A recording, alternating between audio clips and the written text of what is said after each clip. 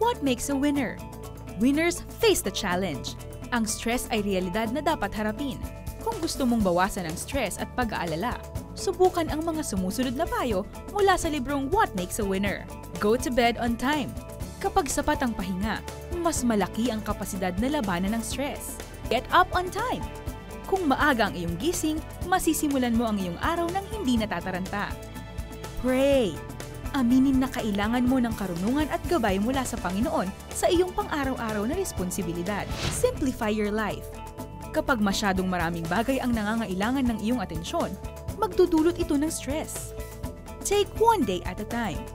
Gawin ang mga trabahong kailangan lamang sa araw na ito o ngayon. Hayaang maghintay ang mga gawain para bukas.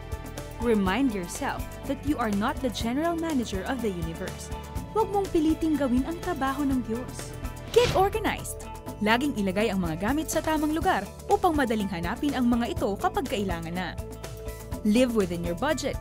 Huwag gumastos ng sobra o bumili ng mga bagay na hindi kakayanin ng iyong budget. Distinguish worries from concerns. Kung ang sitwasyon ay nakababahala, alamin kung ano ang gusto ng Diyos na gawin mo at alisin ang pagkabalisa.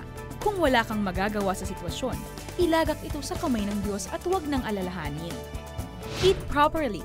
Ang pagsunod sa isang balansing dieta ay makakatulong sa pagiging malusog at makapagbibigay ng kailangan lakas. Have a personal exercise routine. Ang pag-eehersisyo ay mabisang pangtanggal ng stress. Keep favorite Bible verses readily available. Isulat sa papel o card ang mga paborito mong pangako ng Diyos sa Biblia. Mainam na paalala ito sa panahong ikaw ay stressed. Laugh! Magkaroon ng oras para sa pagsasaya. Palawigin ang mga masasayang okasyon. Develop a forgiving attitude. Ang pagtatanim ng sama ng loob ay nakakalason. Tandaan, ginagawa rin ng ibang tao ang lahat sa abot ng kanilang makakaya. Be kind to unkind people. Maaring mas kailangan nilang makaranas ng kagandahang loob din. Remember your greatest ally. Tandaan kung sino ang iyong laging kasama. Yamang ang Diyos ay kakampi natin. Sino ang tatayong laban sa atin? Romans 8:31.